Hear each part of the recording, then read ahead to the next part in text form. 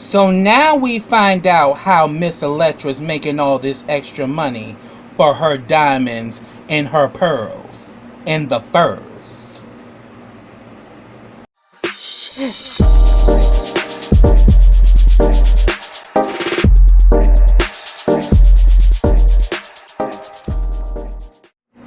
Hey, what's up everybody? Welcome back to KRS TV. This is your boy Kenny, and this is Pose Season 2, Episode 2, and the name of this episode is Worth It.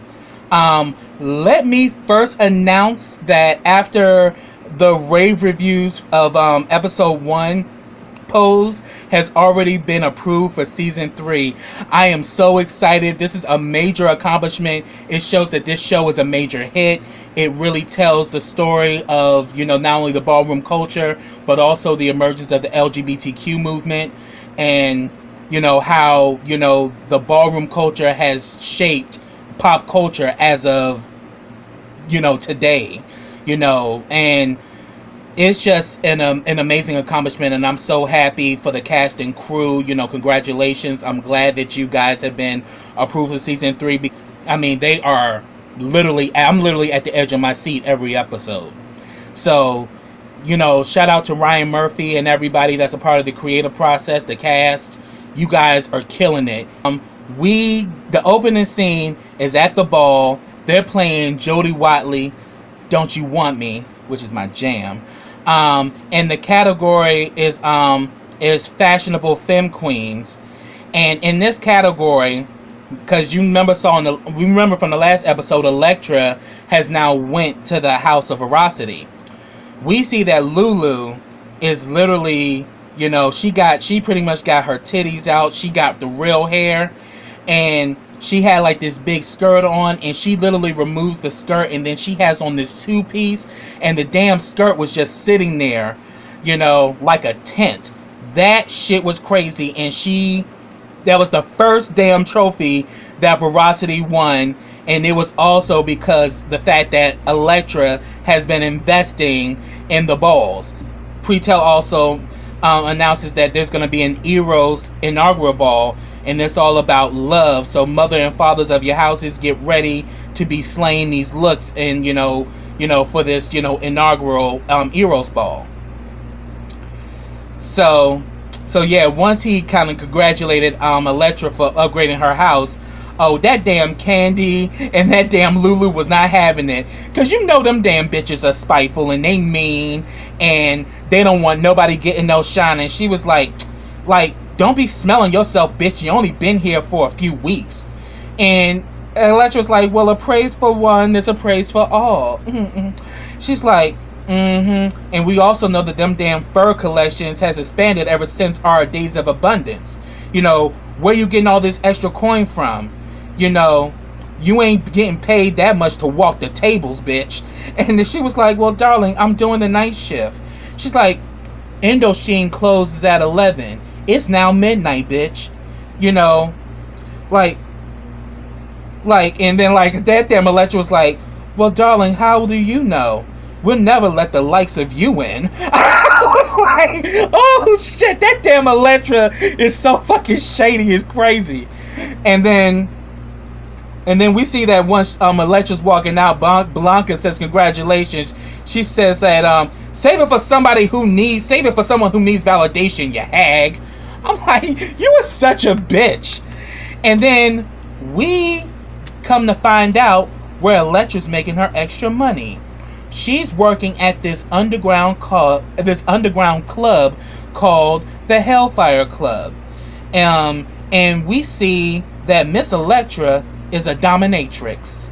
And we see that there's this rich white guy who is wearing women's panties, and he likes to be beaten, he likes to be talked shit to, and he's sniffing amyl nitrate, and he also does coke, because it keeps him going.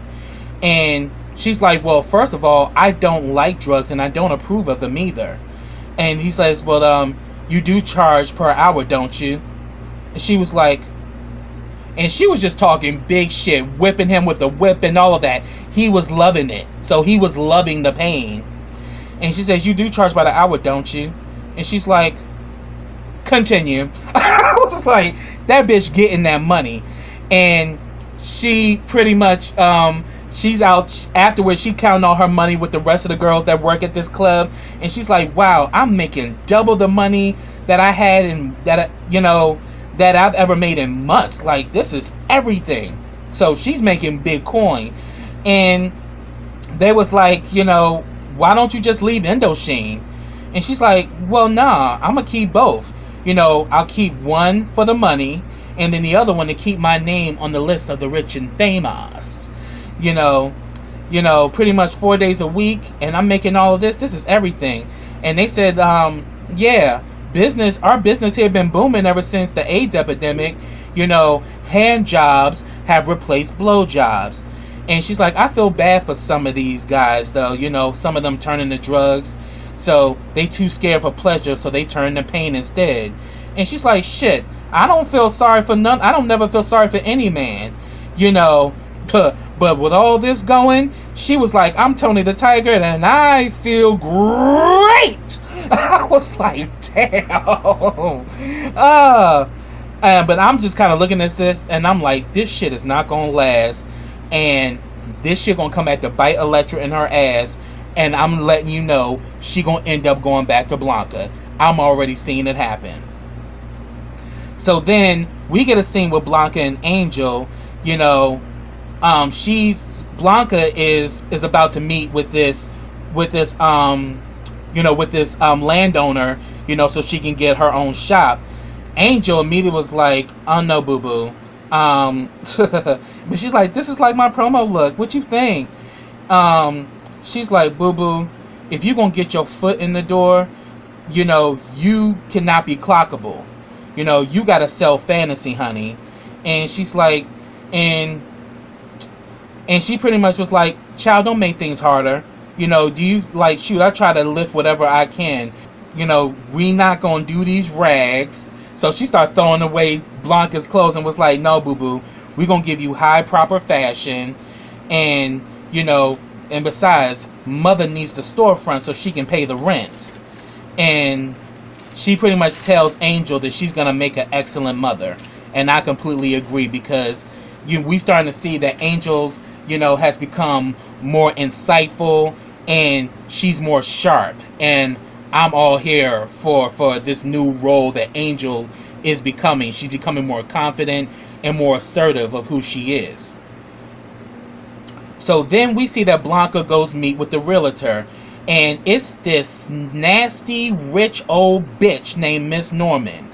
And she's racist as shit. So she's like, so what are you, Puerto Rican, Mexican? And she's like, oh, I'm Dominican. She's like, yeah. She's like, I don't work with anybody that's darker than my aunt. After her being in the sun at Hawaii or whatever, some shit she said.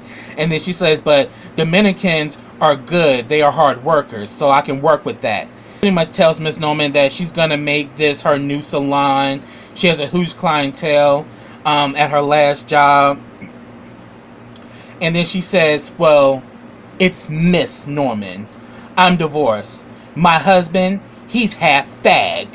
Yeah, I found him bent over the Vitra Grand chair by our doorman, plowing him to the end. But then she says that, for us women, life is pain, but it makes us tougher and we're better at being mean when the time comes. And when it came down to that divorce, I was mean. And the plowing that doorman gave him was nothing to what I gave him in divorce court. And this little shithole that you in, it's a part of the bargain. And then she says, but this place can be the future of gentrification. And she's like, do you know about that? She's like, well, I know about beautification, but what's gentrification? Gentrification, darling, is creating the environment where us white people can walk down the street and feel safe. We create, businesses, and we upgrade the property, so therefore the people who are poor and the people who are attributing to crime will move out and take that elsewhere, and it just completely upgrades and changes the whole environment. Everybody's happy, everybody's safe, and everybody's winning, meaning people with that. I mean, and gentrification is real. It's even going on right now in my neighborhood, just being real. And it's happening everywhere. But definitely it was happening very big, during the late 80s and early 90s in New York City. I mean, and if you watch She's Gotta Have It on Netflix, they kind of go into a lot of how gentrification has completely changed Brooklyn. She pretty much, she's like, well, I have cash. She says, oh, that works out perfect. And she's like, well, don't I need to sign something? She's like, it's best that we keep this off the books. I don't need the IRS I don't need the IRS and the taxes and all that bullshit. So, we'll keep it here. So she's like, so you mean to tell me that this place is mine? She's like, no, this place is mine. Don't you forget that. But she's like, but do you mean I can start my business here? She's like, boo boo, that's what I'm telling you. Are you dumb? Because you don't strike me as the dumb type. And she's like, no. And she's like, yes. And I want that envelope every month, and I like large bills. So Blanca is happy because she got her moment, and she kind of celebrates that she got her store, and she's gonna be able to start her own salon. So then we see that Ricky comes back. Pretty Ricky is what they call him. He's back from tour, and he goes into the room and sees that all these sheets are up, and he literally sees that Dame's hot and ready to get him some of that Ricky, because Ricky has been gone, for a long period of time. He's been gone for months, and they pretty much about to get it in, about to, have like some welcome home daddy type sex, that good shit. And then all of a sudden Blanca interrupts it, and she's like, look, we having a family meeting, y'all need to come out here. She's like, can it wait? And she was like, no, because Derek died. And we see that there's another young person who has died, due to the AIDS epidemic, and they're all at the funeral. And we see Blanca and Judy are there, and Pray Tell is there as well. And he also notices, Blanca's new look, and he was like, oh dang, Blanca, I'm seeing this, I'm loving this. Shoot, girl, you look any cuter, I might have to be straight. And it was real cute. And then we see that Judy and Blanca have a moment, and she pretty much says that you haven't been coming to my, to my doctor's visits, and you haven't been taking the ECT. But then she says that, but then again, they have done a documentary on ACT where it said that, look, ACT killed more people than the damn virus, pretty much. I mean, ACT literally was worse than chemotherapy, and it had a lot of bad side effects. So Blanca was like, I don't want to take it because of all the bad side effects and all of that, And she says, but that's the reason why I want you to come every month so I can monitor you, And she says that, well, the thing is, I think I deserve this disease. Hold on to that, because she reveals later on why she feels that way. And she says that, look, I understand, Blanca, because being surrounded by death can make you feel that way, but you can't let that break you. And then Blanca talks to Pray Tell about her whole thing with Miss Norman, and she's got the place, and her place is about to open in a month. And she said that they ain't even no contract. She just shook on it. Pray Tell already knew that something wasn't right with this shit, but he told Blanca congratulations because she was so excited that she finally has a storefront to do her business. But the fact that, yeah, it's off the books and shit, he's like, oh nah, you can't trust this old bitch. Yeah, so that went down.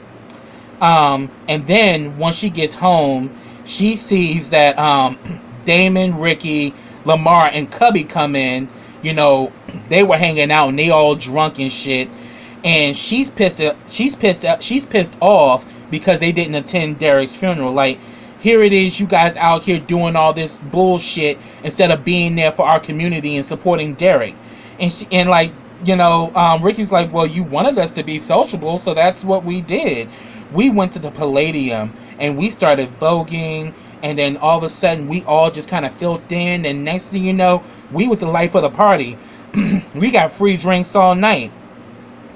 And then she's like, socializing, Ballroom is mainstream. Ballroom is about theater. It's about dance, and it's about and it's about giving life and all that. And she's like, first of all, ballroom ain't about no damn voguing and no damn dancing and about none of that bullshit y'all talking. It's like ballroom is about family. Something that all of you forgot about today. And she says that, and she pretty much says that, y'all get the hell out of my face and go drink some damn water. So she wasn't having it. So then we get a scene with the House of Veracity. Candy is naming everybody's strength in the house and everything. You good at this. Your aesthetic is this. Your aesthetic is that. Your aesthetic is that. And then Lulu shade the hell out of her. Is like, and bitch, what's your strength? And then we see that Electra's at the table just reading or whatever. We see that they having dinner. Their dinner is it's like they was drinking like a milkshake or whatever. And Electra's like, I know there better be some damn Chinese food. I know there better be some Chinese takeout on the way. What the hell is this?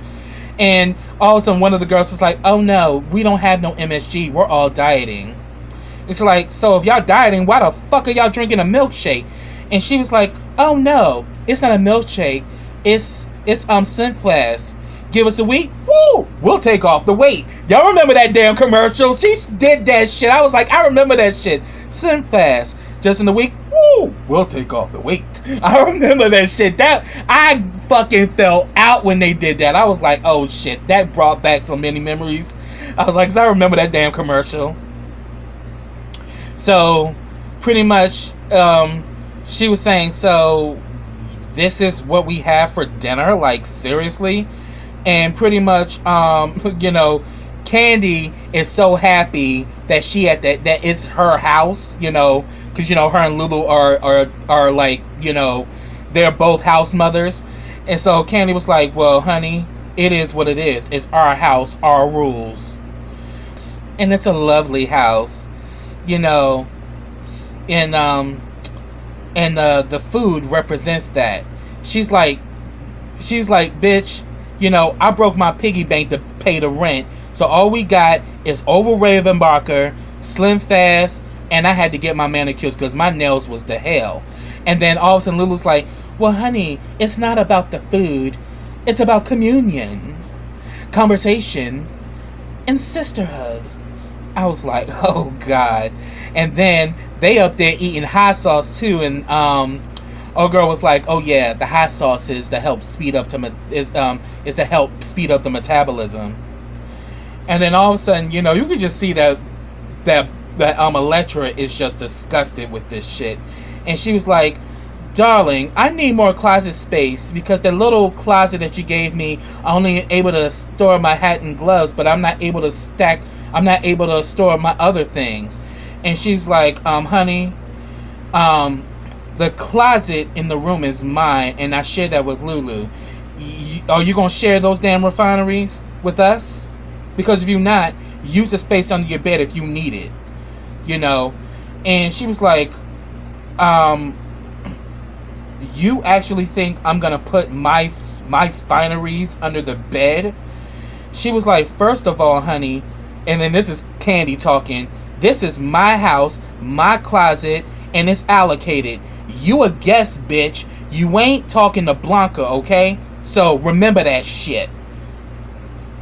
And then here we go. That damn Electra that damn wheel starts spinning. She's like, oh yes, it is your house. I realize it. And she's like, yeah, you better realize it, bitch. And she's like, and then Electra's like, I was all wrong. Making space for Candy, Lulu, Blanca, and something keeps bringing me back to the girls I raised. Why I'm wasting my time lowering myself to you old raggedy reminders of how I was as a mother. And she's like, and then like Candy's like, oh, bitch, you over the hill, homeless with a sex change. I was like, oh shit, that damn Candy is a mean bitch. bitch. But she was like, yeah, that's where it started. And this is Electra. She's like, that's where it started. I got my operation. Mr. Ford left me, and I got soft. I got weak. I got insecure. But no more. I am the one and only Electra. And then pulls the damn tablecloth like she flipped the table at Blanca's. And she's like, bitch, what the fuck? And she was like, oh yes, that's my signature move. I'll send for my things. And then all of a sudden, Bad Girls by Donna Summer was playing. We see that Electra goes out and she meets people. She meets the girl that owns the store where they shop at. Her name is Tess. She's the Vogue femme fatale. She goes to the pier and finds two Voguers, Silhouette and Shadow. They like the king and queen of voguing. And then she's saying like Madonna's song is number 10 with a bullet. You know, this is what Blanca was talking about in episode 1. And now we're seeing that here it is. Electra has taken on that mantle and she's keeping it moving. So Blanca is still in her head. Blanca is that true inspiration. And even though she carrying Blanca, Blanca has always been her heart. And it's obvious. Because Blanca has a more of effect on her than the other two. And then, you know, she goes to the Peep Show and she finds Jasmine, who's this pretty girl. And she's a triple threat. And then all of a sudden we see that they're doing the they're doing like, they're pretty much doing the ball and they're playing Fly Robin Fly, classic tune. And we see that Poppy and Evangelista are serving Romeo and Juliet. They did the damn thing. And then like that damn Frutel was like, well, look at little Poppy putting his GED to good use. I was like, oh shit. That was everything. And then we got the House of Veracity.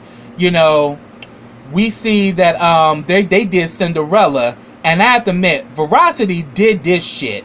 Because the girl that we saw from season 1 who pretty much got the operation. I forgot her name. Get it down in the comments if y'all remember her. But I definitely remember her face because her and Electra had a conversation, and she inspired Electra to actually to get the operation and do what makes her happy. But she played the fairy godmother, and she started springing her fairy dust.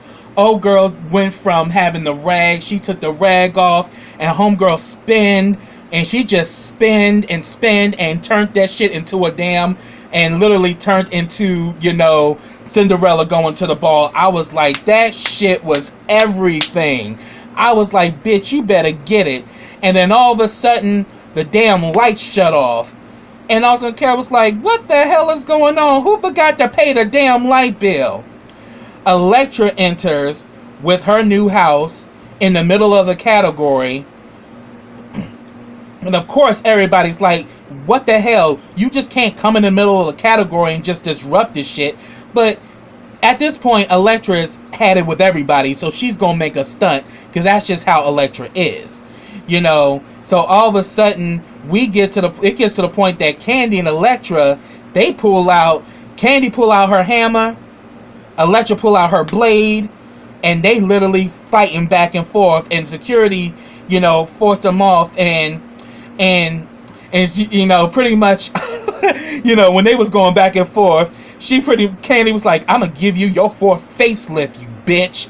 And then Electra's like, yes, and I'm gonna gut you the fish that you'll never be. I was like, oh shit.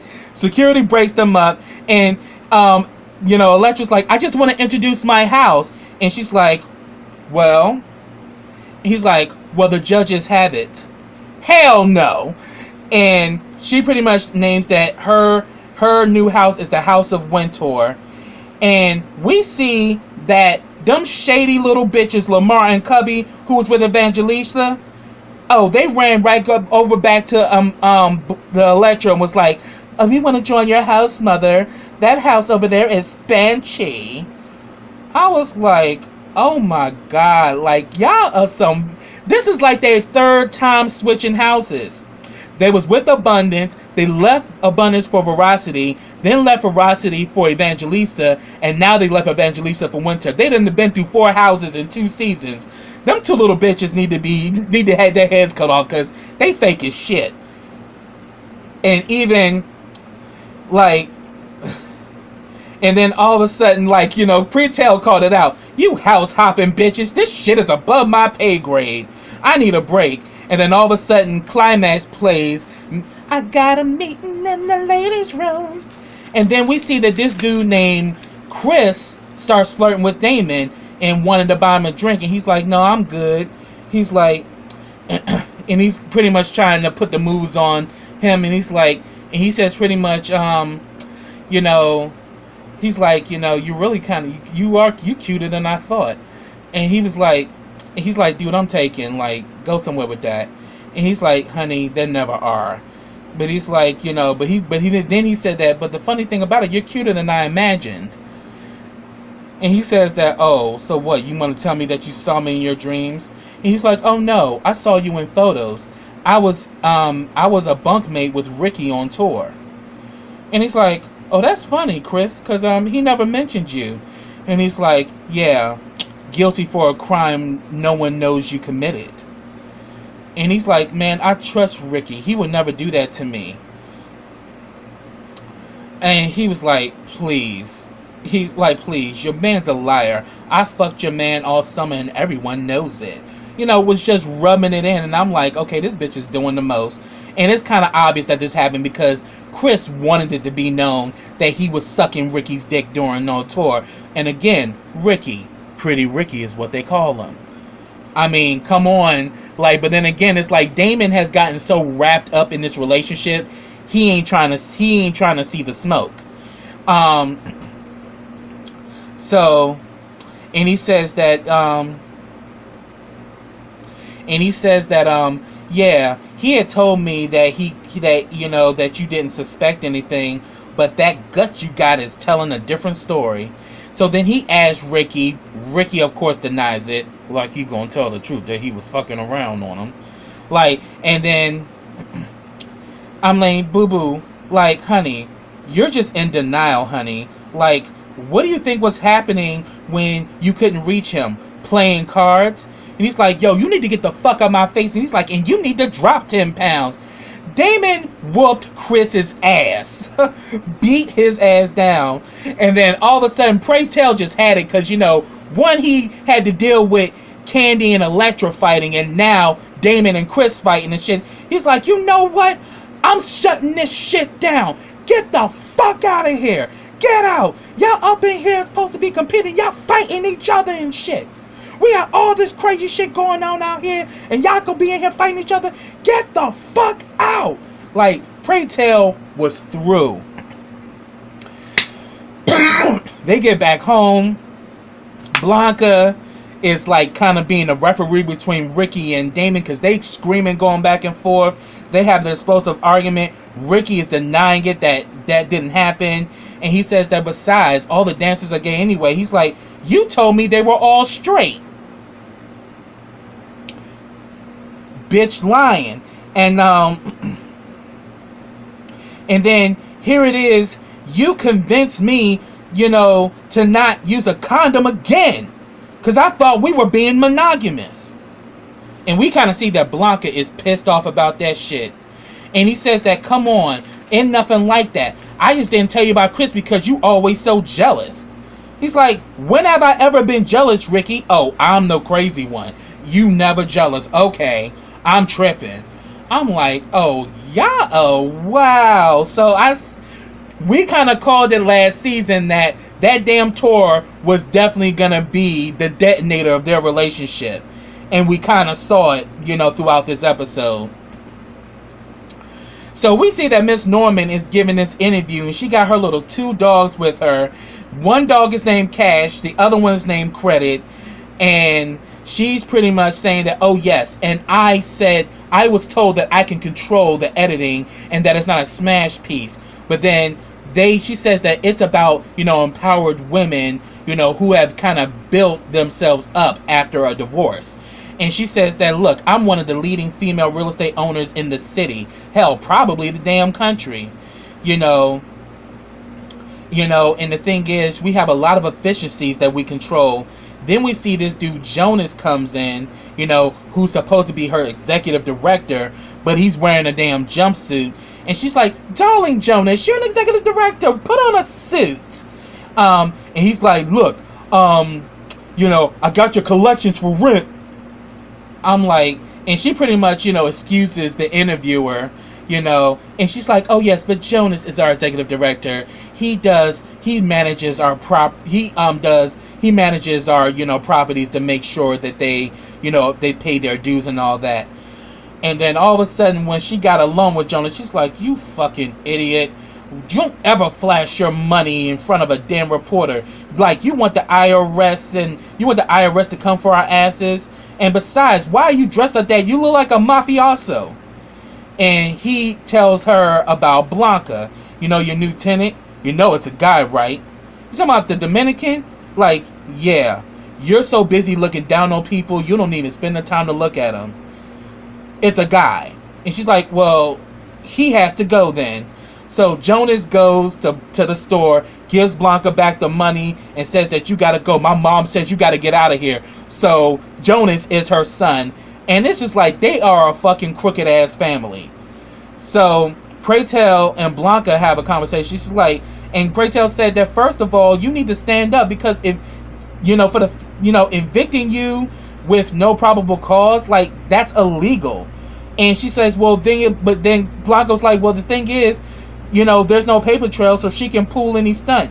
And then she mentioned about Damien and Ricky fucking raw again.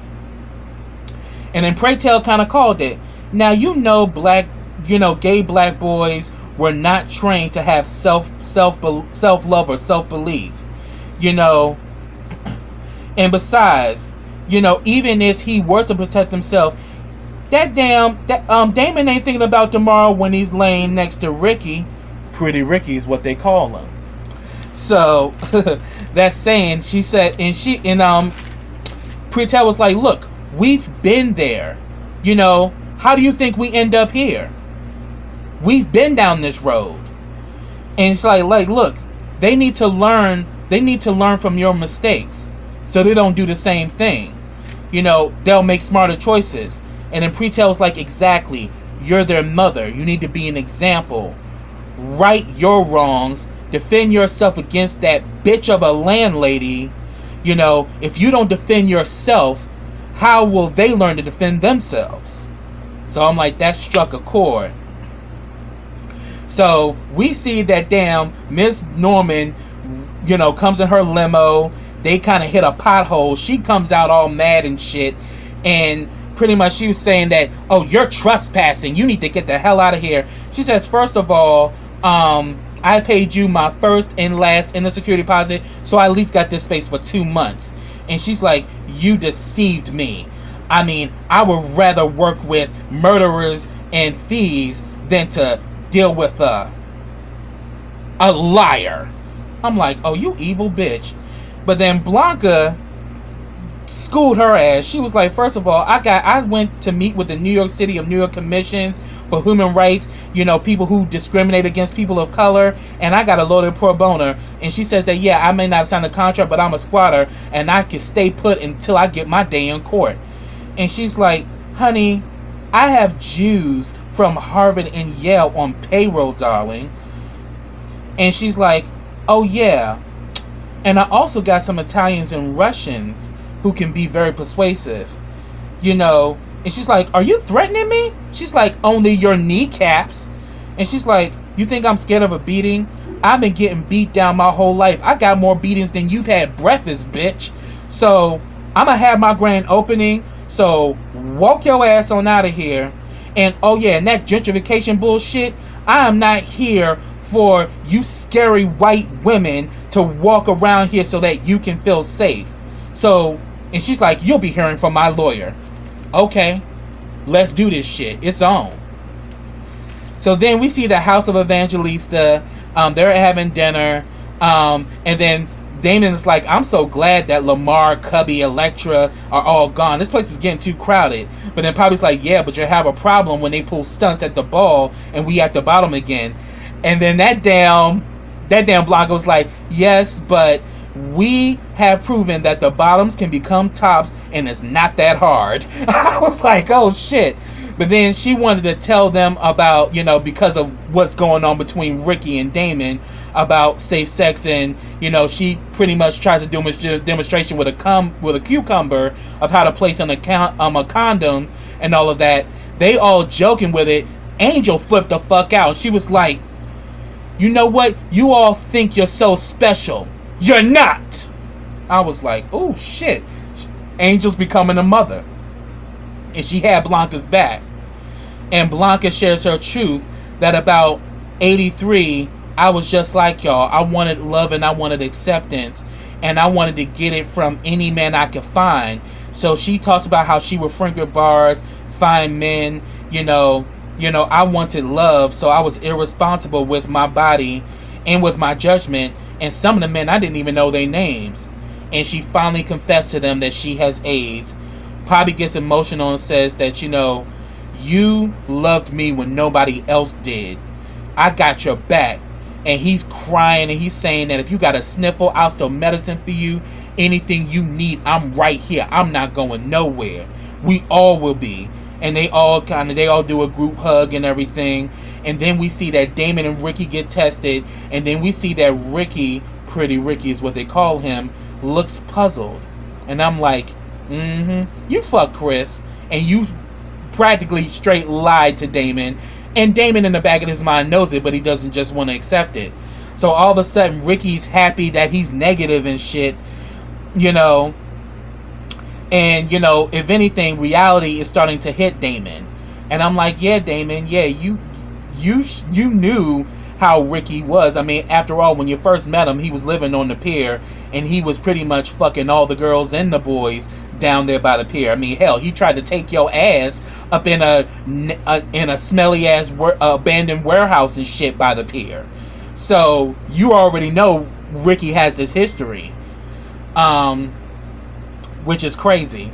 But all of a sudden, we see that, like, look, he's like, look, Ricky, all I ever wanted is for you to be honest with me. And he's like, look, I'm being honest. Ain't nothing happened between me and Chris. Nothing happened. And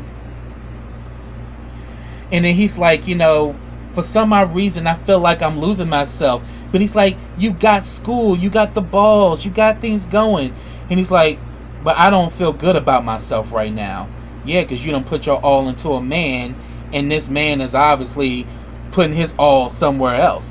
But he does love Ricky. But Ricky does love Damon, but he doesn't appreciate, he's young. He's young, dumb, and full of cum, and he's trying to part the Red Seas and letting his people go, and that's pretty much what's going on with Ricky. So he pretty much says that, I gotta go to rehearsal. We can talk about this later. Pinky swear. And Damon was like, just go to rehearsal. He didn't even do it because he's pretty much done. So then we got the Eros Ball. And he pretty much says, treat yourselves with dignity. Everybody is deserving of love. And they giving out free condoms. So it was like, yeah, they bringing that shit to realization, and they making sure that people are safe. So it was cool that Pretel did that. And then category is high fashion and feathers. Blanca came in, looked good. Her and her house came in, but they didn't get very high scores. And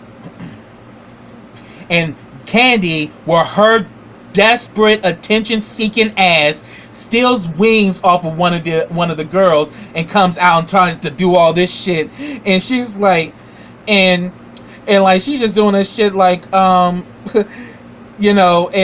that damn Pretel read her ass for filth, and she's like, bitch, I said feathers. She's like, these are feathers, damn it. And he was like, can somebody take this bitch back to kindergarten so she can learn the difference between feathers and foam? Get your ass up out of here. And like, Candy is so damn insecure that it makes her mean and evil. And that's where that shit come from. She's just so mean because she's very insecure. And we saw that last season when she was trying to get her body. And then the House of Winter, they come in, they do their vote, they do their shit, and then there's a shell, and then that damn Electra comes out with the wings, and then the shit just spreads out, boom, boom. And then, Blanca tells Pretel, what the hell? She ain't even got no feathers. He's like, nah, she ain't got no feathers, but she pulled a stunt, and that shit worked. She gets 10s across the board for the House of Winter. But he says that, look, even though, so she pretty much saying that, yeah, because, Blanca won, Mother of the Year, previously. And she was like, and Pretel was like, yeah, you may be Mother of the Year, you didn't win the night, but you did win because you are Businesswoman of the Year. She is fighting for her rights, and she's, and if we fight for your rights, she's also fighting for each other, and you are my champion. She is an example of how you go for what you want, and you stand up for your dreams, and you don't give up without a fight. And I was like, there you go. Then we see that Damien, so pretty much after that, Damien calls Ricky, and he's pretty much what happens is that Damon breaks up with Ricky because he's saying that, look, I can't do this anymore. I feel like I'm losing myself, and I need to find myself again. And it's like I put my all into you and into our relationship. And he says, oh yeah, and I know you slept with Chris. I'm like, yeah, you know that he parted Chris's Red Sea and he let his people go. You knew. You just didn't want to accept it. And when that reality finally got to you, you realized you had to choose you and you couldn't keep choosing Ricky. But Ricky broke the fuck down because he really does love Damon. They've been together for 3 years, and it's just messed up because, now that he's, dancing and traveling and doing all that, Ricky was kind of living the vida loca on the road. And, and pretty much Damon kind of got lost in that relationship where he wasn't living his life. Because even in episode 1, Blanca had called Damon out and was like, look, you ain't going to be looking at dirty magazines. You need to go to the YMCA and actually teach some classes. Put your dancing technique to good use. So then we see that Blanca and Judy sit down and they talk about, the medicine and all of that, but she's like, I understand, Blanca, you want to do it your way. I can respect that, and, I'm still going to have my drink and whatever you want to do. It is what it is. But she says, I want to start taking it. So she actually takes ACT and she's like, that's right, save your life. But she tells her that she's scared. And she said, are you scared to die or are you scared to live? And she takes the pill and they play Giving You the Best That I Got by Anita Baker. We see that Blanca gets her first customer at the store. Damon starts teaching classes at the YMCA. Angel and Poppy are posing at the pier, and we can definitely see their chemistry is getting more stronger. And we also see that Ricky ends up moving out the house of Evangelista. Electra gets a new place. She's making Lamar and Cubby like her little hand servants, making her arrange her clothing in alphabetical order. I'm like, that bitch is so much. And then they get word at the House of Evangelista that Ricky has joined the House of Winter.